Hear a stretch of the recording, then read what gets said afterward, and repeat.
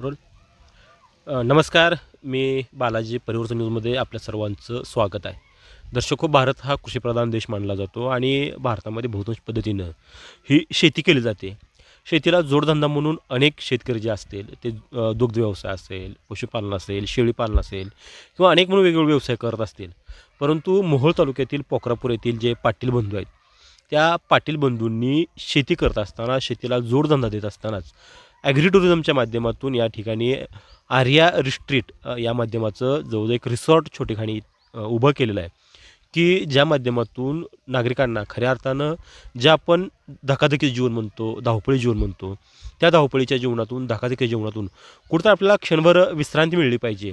आणि ती विश्रांती घेण्यासाठी या पाटील बंधूंनी मोहोळ तालुक्यातल्या ज्या ओसाड माळरानावरती चांगल्या पद्धतीची एक बाग फुलवून त्यांची या ठिकाणी त्यांनी आर्या रिट्रीट या पद्धतीनं एक छोटंखानी डेव्हलपिंग चांगल्या पद्धतीने केलं आहे. तर नेमकं याची सुरुवात कशी झाली, डेव्हलपिंग कशा पद्धतीने सुरू झाली, आर्या रिट्रीटमध्ये काय लोकांना सुविधा मिळतात, कसा इथं लोकांचा थकवा जातो आहे, हे सगळं एकंदरीत या ठिकाणी आपण जाणून घेणार आहोत. माझ्यासमोर या रिसॉर्ट जे ओनर आहेत पुरुषोत्तम पाटील, पुष्कराज पाटील आणि त्यांचे बंधू, हे दोन बंधूंनी या ठिकाणी वसवलं आहे.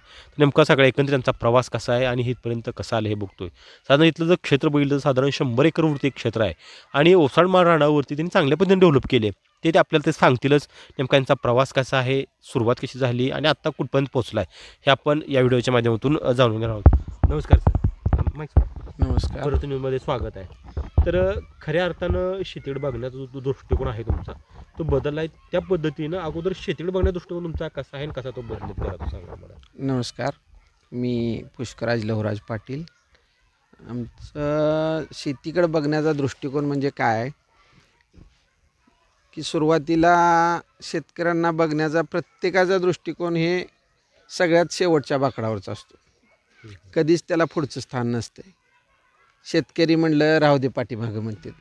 कुठल्याही क्षेत्रात जावा तुम्ही, मग त्यानं मार्केटला काय नेलेलं असू द्या किंवा एखादा पाहुण्याकडे गेलेला असू द्या, दोन पाहुणे जरी असले, एक शेतकरी असला आणि एक ऑफिसर असला, नोकरदार असला, तर त्या नोकरदाराला खुर्ची टाकली जाते, शेतकऱ्याला खालीच असते. ही शेतकऱ्याचं दुय्यम स्थान असते. ही एक सल होती माझ्या मनात. प्रत्येक वेळी वाटायचं की बाबा शेतकऱ्याला दुय्यम स्थान आहे, त्यासाठी आपण वेगळं काहीतरी करावं आणि आपली स्वतःची ओळख असावी, ह्या दृष्टीनं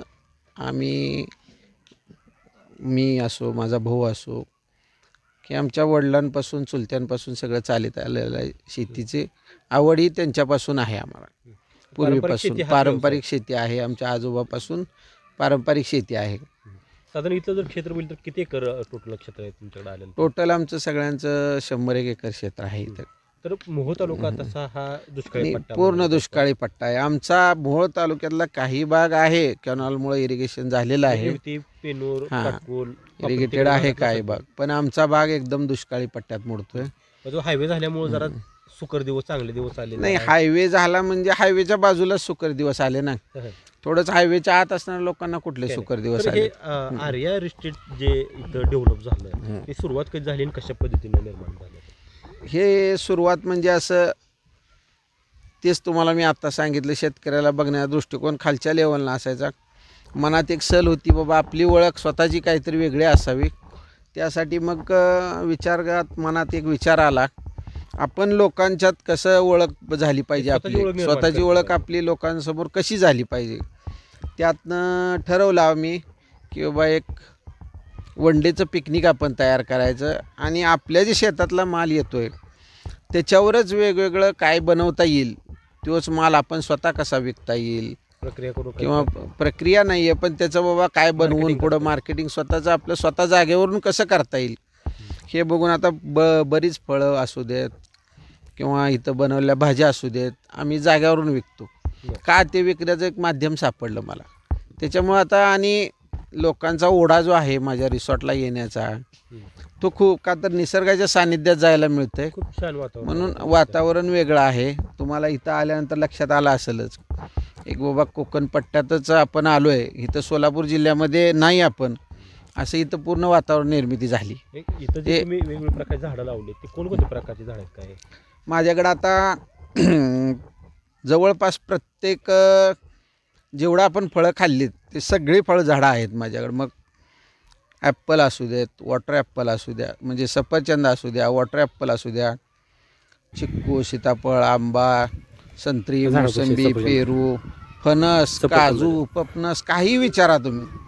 नारळाच्या वेगवेगळ्या व्हरायटी आहेत, 15 व्हरायटी आहेत माझ्याकडे नारळाच्या. आंब्याच्या 25 व्हरायटी आहेत, काजूच्या 3-4 व्हरायटी आहेत, म्हणजे असं फणसाच्या नाही, 3-4 असं नाही, व्हरायटी आहेत. सगळंच शेतामध्ये तुम्ही सगळ्या व्हरायट्या माझ्याकडे आहेत. त्याच्यासोबत मी लावल्यात, बघितल्यात, आणि सगळ्यात महत्त्वाचं काजू, फणस, सुपारी ही पिकं आपल्यातली नसून पण ह्याला चांगल्या पद्धतीनं उत्पादन निघतं आहे. म्हणजे येत नाही असं काय नाही. म्हणजे मग शेतकरी कुठं तर शेती तोट्यात आहे म्हणतोय, मग त्या शेतकऱ्याचं काय गणित चुकतंय का दुसरे काय अडचण येऊ शकते का त्याला? शेतकरी तोट्यात आहे म्हणतो म्हणजे काय, बाजारभाव हा खूप मोठा प्रॉब्लेम आहे. शेतकरी तोट्यात काय येतो, उत्पादन शेतकरी काढतो चांगला, पण उद्या त्याला बाजारभावच नाही मिळाला. मी 2 मिनिटं ह्यांना थांबवतोय की आपण दर्शक बघितलं तर शेतकरी शेती करत असताना जोडधंदा म्हणून ऊस उत्पादन घेत असेल, दुग्ध व्यवसाय करत असेल, द्राक्ष व्यवसाय करत असेल. आपण पाठिंबाच्या काही दिवसामध्ये बघितलं कोरोनाला गडागडा दर पडले, टोमॅटो चांगल्या पद्धतीने पिकवलं, टोमॅटो दर पडले. आता दुग्ध व्यवसायाकडे कुठं वळला होता, ते दुधाचे सुद्धा दर पडलेत. म्हणजे शेतकरी कष्ट करायला कमी नाही, परंतु त्याचा दर तो ठरवू शकत नाही किंवा पिकलेलं त्याला विकता येत नाहीत. परंतु तुम्ही ह्या सगळ्या गोष्टीला कुठंतरी एक वेगळी ओळख दिली आणि तुम्ही मागं बोलताना सांगितलं की माझ्या शेतातला माल आहे तो त्याची किंमत मी ठरवतो. तो कशी ठरवली जाते, कसं होतं ते आंब्याच्या उत्पादनात तुम्ही सांगितलं. बरोबर, तुम्ही जे म्हणलात ना, हेच अवघड आहे. शेतकऱ्याच्या मालाची किंमत शेतकरी कधीच ठरवत नाही, पण माझं तसं नाही. मीच माझ्या मालाची किंमत ठरवतो आणि समोरच्याला विकला जातोय. माझ्या हुरड्याची किंमत मीच ठरवतो, माझ्या आंब्याची किंमत मीच ठरवून इथं स्टॉल लावतो. त्या स्टॉलवर माझं 100% सेंद्रिय नाही, मी म्हणत नाही माझं सेंद्रिय आहे, पण मी जमल तेवढं जवळपास 80-90% सेंद्रिय करतो शेती. आणि सेंद्रिय असल्यामुळं त्याची चव ही गोडीचं प्रमाण शुगरचं असू द्या किंवा त्याचा आकर्षकपणा, टिकाऊपणा हा माझ्या मालाचा जास्त आहे, क्वालिटी आहे. मग त्याच्यामुळं एवढी चांगली शेती असताना ह्या रेस्ट्रिक्टकडे वळणं, तेच मला सांगतो बोलताना मी. सांगितलं की म्हणजे ह्याचा उद्योगधंद्यामध्ये पण कंस्ट्रक्शन लाईनमध्ये पण काहीतरी होता, हो. व्यापार पण ते करत होता. मग एवढं सगळं सुरळीत चाललं असताना मग पुन्हा ह्या कचाट्यात आणखीन नाही, कचाट्यात असं म्हणता येणार नाही. माझे व्यवसाय मी वारंवार बदलत गेलो आणि ते पण सेट करत पुढचे व्यवसाय करत चाललेलो आहे. वाटचाल चालूच आहे माझी पुढं. पण कसं आहे, आता हा जो व्यवसाय आहे हा मी तुम्हाला म्हटलं माझ्या मालाची किंमत मी ठरवतो. मी हा व्यवसाय चालू केला म्हणून मी माल माझा विकू शकायला लागलो ना जागेवर. माझ्याकडे दररोज म्हटलं तर 100 ते 150, 200, 250 लोक, सरासरी 100-150 लोक असतात माझ्याकडे. मग हा माझा शेतीतनं जो निर्माण झालेला चिक्कू असेल, सीताफळ असेल, पेरू असेल, आंबा असेल, कुठलं काही का असेना, कलिंगड, टरबूज, काही जरी असेल, शेवगा असेल, ह्या बऱ्याच गोष्टी मी जागेवर इथं विक्री करतो. त्याला मला बाजारभाव पण चांगला मिळतो. आणि तुम्ही किंमत ठरवता त्यामुळे तुम्ही उत्पादन खर्च लाईव्ह लोकांना इथं जाग्यावर समोर काढून एखादी गोष्ट मिळत असेल तर लोक पैसे द्यायला पण मागे पुढं बघत नाहीत. त्याची किंमत त्यांनी करत नाहीत. त्यांनी काय असेल ते मालक तुमचा दर आम्हाला सांगा म्हणतात. पण उलट आपण जर बाजारपेठेत माल घेऊन गेलो तर त्यावेळी मात्र आपल्याला म्हणते हे एवढं कशाला, तेवढं कशाला, बाजारात आठवड्या बाजारात गेलो तर आपल्या मालाला किंमत नसते. मी ग्राहक हो. म्हणतो 5ला देताय का, 7ला देताय तसं इथं होत नाही. तसं इथं स्टॉलवर लावलेले असतात, तिथं लिहिलेलं असतं एवढे ही वस्तू तेवढ्याला, ती वस्तू एवढ्याला त्यांनी देतात. आपण हॉटेलमध्ये गेल्यावर म्हणतो का हे भाजी एवढ्याला देता का, तसंच इथं आहे. मग या अशा गोष्टी शेतकऱ्यांना पण थोड्या लक्षात घेतल्या तर आपण पण काहीतरी वेगळी आपली ओळख निर्माण केली तर करू शकाल. आपण कमी नाही. सुरुवात कधी झाली? आर्या एस्टेटची सुरुवात साधारण आता काम माझं चालू होऊन 2.5-3 वर्ष झालं. मला 1 वर्ष 1.25 वर्ष कामासाठी लागला. साधारण 13 नोव्हेंबर 22ला मी ओपनिंग केलं. ओपनिंग म्हणजे सुरुवात पहिल्या दिवशी नारळ फोडला, तेच माझं 250 लोकांना ओपनिंगच झालं. हुरडा पार्टीचं सुरुवातीला ओपनिंगच झालं. तिथून मला दररोज असं बुकिंग कधी नाही असं दिवसच राहिला नाही की दररोज मला बुकिंग येत गेलं. दररोज लोक 150, 200, 250, 300 लोक दररोज येत गेले. हुरडा पार्टी लोकांचं शेड्यूल कसं असतं, सकाळी किती वाजता आणि संध्याकाळी पण कसं शेड्यूल असतं? हुरडा पार्टी या लोकांचं सर 10 ते संध्याकाळी 6 टायमिंग आहे. त्या 10 ते 6 टायमिंगमध्ये सकाळी 10 वाजता नाश्ता दिला जातो. 2 टाईपचा नाश्ता असतो. एक इडली सांबर चटणी आणि उपमा असे 2 असतात. ते अनलिमिटेड आहे. सगळं मी जे आता हे सांगतो आहे ह्या गोष्टी सकाळपासून सगळ्यांसाठी अनलिमिटेड आहेत. हा नाश्ता झाल्यानंतर 3 प्रकारचे फ्रूट असतात जे आपल्याकडे अवेलेबल शेतातले फ्रूट आहेत तेच आपण फ्रूट देतो 3 प्रकारचे, तेही पोट भरून देतो. त्याच्यानंतर 1-2 तासाचा गॅप देऊन हुरडा चालू करतो. 2 तासाच्या गॅपनंतर हुरडा एकदम कवळा असा स्मूथ. फुले मधुरा म्हणून आपली व्हरायटी आहे, विद्यापीठाचंच बियाणं आहे आणि एकदम नावासारखीच मधुर आहे व्हरायटी, पण गोड आहे अति, एकदम स्मूथ आहे खायला. तर त्या अशा फुले मधुरच्या व्हरायटीबरोबर आपण कांदे, वांगी, मठ्ठा, गूळ, विविध प्रकारच्या 3 चटण्या असतात, खोबरा चटणी, लसूण पात चटणी, शेंगदाणा चटणी, मसाला शेंगदाणे, असं एकदम ताट भरून असं हे झगमग अनलिमिटेडमध्ये हुरडा एकदम अनलिमिटेड आणि ॲक्टिववरती बसून सगळ्या समोर लाईव्ह चालू ठेवतो आपण. हो, आणि हुरडा झाला की नंतर 1-2 तासाचा गॅप देतो. त्या 2 तासाच्या गॅपमध्ये आपला स्विमिंग पूल आहे, खूप मोठा आहे. स्विमिंग पूलची साईज 200-250 लोक ॲट अ टाईम एन्जॉय करतात, एवढा मोठं पूल आहे. रेन डान्स आहे, वॉटरफॉल आहे, लहान मुलांचे टॉईज आहेत, गार्डन आहे, प्रशस्त लॉन आहे. झाडी तर तुम्ही पाहिली एक वेगळ्या प्रकारानंच पूर्ण आहे. हां, कोकण पट्टाच बनवलेला आहे पूर्ण. जरी दुष्काळी भाग असला तरी थेंबावर आम्ही हे सगळं बनवलेलं आहे. सगळं ड्रिप इरिगेशन आणि स्विमिंग झालं, हे झालं की जोरात भूक लागते. अस्सल चुलीवरचं जेवण आपल्याकडं असेल. हां, चुलीवरचा मेनू पूर्ण आहे. चुलीवरच्या मेनूमध्ये पनीर मसाला आहे, शेवग्याची भाजी, पिठलं, दाल तडका, जिरा राईस, चपाती, धपाटे, दही, ठेसा, शेंगा चटणी, सलाड, भजी, पापड, कुरवडी, जोड गव्हाची खीर, तूप, एकदम असा साजूक असा चुलीवरचा मेनू आहे. आणि पोट भरून पाण्यातून आल्या असं ताव मारतात सगळे एकदम. पुन्हा शांत सगळे बसून राहतात. तोपर्यंत बैलगाडी राईड, रेल्वे राईड हे आणखी चालूच. म्हणजे काही ना काही सिटीतनं आलं त्यांचा एन्जॉय पण होतोय आणि नंतर खरेदी चालू झाली. चहा असतो, खरेदीत आमचे स्टॉल लावलेले असतात. मग तिथं फ्रूटचे स्टॉल असतील, हुरड्याचे असतील, चटण्या असतील. आमची खीर खूप प्रसिद्ध आहे. ते खीर पण कोणी म्हणतात आम्हाला खीर द्या, कोण म्हणतं धपाटी द्या. प्रत्येक स्टॉल असतात. हां, आम्ही आमच्या मालाची सगळे मार्केटिंग, आमचे फ्रूटचे स्टॉल जे आहेत सगळे मार्केटिंग हिथंच करतो. तुम्ही आता हे सगळं करत असताना मग मनुष्यबळाची कशी गरज? आणि सर्वात महत्त्वाचं आमच्या इथलेच सगळे लोक हे माझ्याकडं 40 ते 45 लेबर आहेत. सगळे लेबर माझे लोकल इथले गावातलेच आहेत. त्याच्यामुळं त्यांना पण एक रोजगार निर्माण झाला आणि त्याच्यामुळं त्यांचं पण चांगलं झालं, माझ्यासोबत माझंही चांगलं. आणि कुटुंबातले मी आहे, माझा भाऊ आहे, आई, आजी आणि माझी मिसेस आणि भावाची मिसेस, आम्ही सगळेजण इथंच बघतोय. सगळे स्वतः इन्क्लूड असतो त्याच्यामध्ये. जरी एवढे लेबर असले तरी आम्हाला ह्याच्यात वाहून राहावंच लागतंय, नाही म्हणून चालत नाही. स्वतः बघितलं, स्वतः सगळ्यांना भेट दिली तर ते व्यवस्थित चालतंय. कमी काय जास्त काय? हो. हे सगळं होत असताना मग पॅकेज दरपत्रक लोकांसाठी कसं आहे? हो, दर्शकांना पण सांगा जरा. ते पण महत्त्वाचं आहे तेवढंच. आमच्याकडे लहान, कारण साधारण हे जे रिसॉर्ट आहे कोकरापूर, हे साधारण मोहोळपासून 5 किलोमीटर अंतरावरती आहे. आणि मोहोळचा जो कोकरापूर जो पूल आहे त्या पुलापासून खालच्या बाजूला उतरलं तर तुम्हाला इकडच्या बाजूला आले, पश्चिमेच्या बाजूला आले तर इकडे बाजू तुम्हाला ते रिसॉर्ट सापडू शकतं. तर खऱ्या अर्थानं तुमच्या दिवसाचा जर विसावा घालवायचा असेल, धकाधकी जीवनातून कुठं वेगळा पाहिजे असेल तर खरं नक्की इथं भेट द्यायला पाहिजेत. तर इथं त्यांनी सांगितलं सकाळी 10 वाजेपासून 6 वाजेपर्यंत ते शेड्यूल असतं. ते दरपत्रक आमच्या दर्शकांना पण थोडं सांगा आमचं. सर, सकाळी 10 ते संध्याकाळी 6 टाईममध्ये लहान मुलांसाठी 400 रुपये आहे. लहान म्हणजे 4 वर्ष ते 12 वर्षासाठी 400 रुपये आणि 12 वर्षाच्या पुढच्यांना सर्वांसाठी 750 रुपये तिकीट आहे.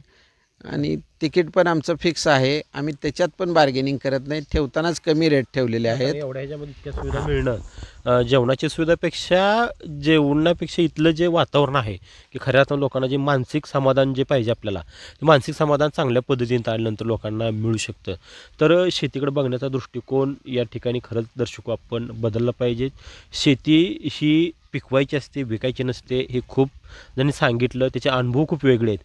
आपण जर मुळशी पॅटर्न बघितलं असेल तर मुळशी पॅटर्नच्या माध्यमातून सांगितलं की जमीन विकल्यानंतर काय अवस्था होते. पण अनेक जण आपण म्हणतो की जमीन पिकत नाहीत. अडचणी येत असेल दर्शक, हो, शेती करत असताना मीही शेती करतो, शेती करत असताना अडचणी येतात आपल्याला. परंतु येणाऱ्या प्रत्येक अडचणीवरती जर तुम्ही मात केली, आणि थोडं अभ्यासदृष्टीने बघितलं, कल्पनेने बघितलं तर निश्चितपणाने ही आपली काळी आहे, खऱ्या अर्थानं जी काळी आहे म्हणतो ती आपल्या निश्चितपणानं उत्पादन देऊ शकते.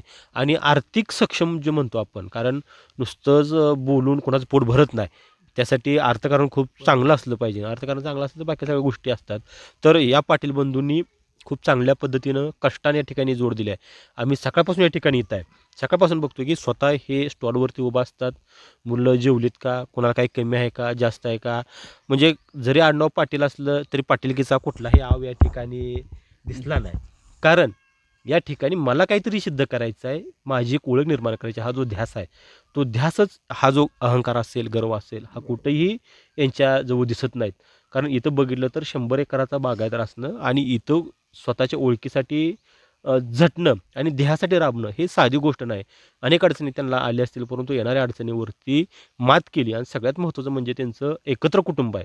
आजही त्यांचं लहान भाऊ असेल, की ज्यांनी 2008 साली 50,000ची नोकरी असताना ती नोकरी त्यांनी सोडली आणि भावाच्या विश्वासावरती, भावाच्या पाठिंब्यावरती त्या दोघांनी मिळून या ठिकाणी सगळं डेव्हलप केलं आहे. फक्त एकच विषय राहिला, की तुमची पुढची जी पिढी आहे, हां. ती पिढी आता कुठं मग नोकरीच्या संधीत आहे का जॉबच्या संधीत आहे नाही, का काय? आता माझी मुलं आणि त्याची मुलं सिंहगडला, सोलापूरला शिकायला आहेत. माझी मुलगी 8वीला आहे आणि मुलगा 8वीला आहे. त्याचा मुलगा 8वीला आहे आणि दुसरा मुलगा 6वीला आहे. मी मुलं लहान आहेत, लहान मुलं आहेत. शिक्षण घेतात हो सगळं. शिक्षण चालू आहे. तर मग आता इथं हे असताना याचं पुढचं डेव्हलपिंगचं नियोजनाचं काय आहे का आणखी डोक्यात काय? हो आता हे गोष्ट एक्सपांड होणारी आहे. त्या हिशोबानंच आम्ही चालू केलं नाही आणि पुढं हे एक्सपांडच करायचं आहे आम्हाला. मी आता 300 लोकांचं आमचं चालूचं दररोजचं नियोजन 300 लोकांचं आहे. मी पुढच्या वर्षी 1000 लोकांचं टार्गेट ठेवलेलं आहे. माझं पुढं दररोज 1000 लोकांच्या टार्गेटनं चालू करायचं आहे मला. महिन्याचा टर्नओव्हर किती CRC मध्ये साधारण काढला जायचं काय? नाही तसं काही नियोजन केलेलं नाही. आमचं झालं जेवढ्या गडबडीत चालू, हां. हे कुठली फुरसतच कशाला नाही. तर अर्थकारण हा त्यांचा वेगळा विषय आहे, त्याच्यावर आपण जास्त बोलू पण शकत नाहीत. परंतु आपल्याला फक्त या पाटील बंधूकडून काय घेता येईल, तर जिथं म्हणून आपल्याला शेतीसाठी सक्षम करायचं ज्या शेतीला, तर शेतीसाठी सक्षम करण्यासाठी जेवढं काय करता येईल ते जर नियोजन आपण चांगल्या पद्धतीने केलं तर शेतीसुद्धा चांगलं आर्थिक उत्पन्न देऊ शकतो. हे पाटील बंधूंनी या ठिकाणी दाखवून दिले. मोहोळसारख्या एका ओसाड माळरानावरती या ठिकाणी जो दुष्काळी पट्टा आहे, त्या दुष्काळी पट्ट्यामध्ये शेती तर पिकवलीच, त्याबरोबर अर्थकारणाचं चांगलं भक्कम स्थान या ठिकाणी उभा केलं आहे. निश्चितपणानं तुमच्या आयुष्यातला जर विरंगुळा कुठं घालवायचा असेल तर एक दिवस तुम्ही या ठिकाणी निश्चितपणाने यायचं असेल त्यांना बुकिंग करा. त्यांचा ते नंबर सांगतील, आम्ही तो डिस्क्रिप्शन बॉक्समध्ये टाकू. तुमचा नंबर एकदा सांगा, म्हणजे लोक येतील. 98 81 51 48 55. पुन्हा एकदा नंबर सांगा. 98 81 51 48 55. हा नंबर आम्ही डिस्क्रिप्शन बॉक्समध्ये टाकू. तुम्हाला जे काही सुविधा पाहिजे असतील, यायचं असेल तर निश्चितपणे यांच्याशी संवाद साधा. ते तुम्हाला चांगल्यापणे सहकार्य करतील. आणि पैशाचं मुलांना म्हणजे जे येणार आहे तिथं त्याला पैशाचं काय वाटणार नाही, का पैसा पुरेपूर वसूल या ठिकाणी तिथं होतोय. आणि वेगवेगळ्या पद्धतीचं निसर्गाच्या सानिध्यामध्ये या ठिकाणी आपण आजचा दिवस आमचाही गेला आहे. भविष्यात तुम्ही आला तर तुमचाही दिवस या ठिकाणी निश्चितपणानं जाऊ. कॅमेरामॅन दत्तासह बालाजी फुगारे, परिवर्तन न्यूज, पोखरापूर.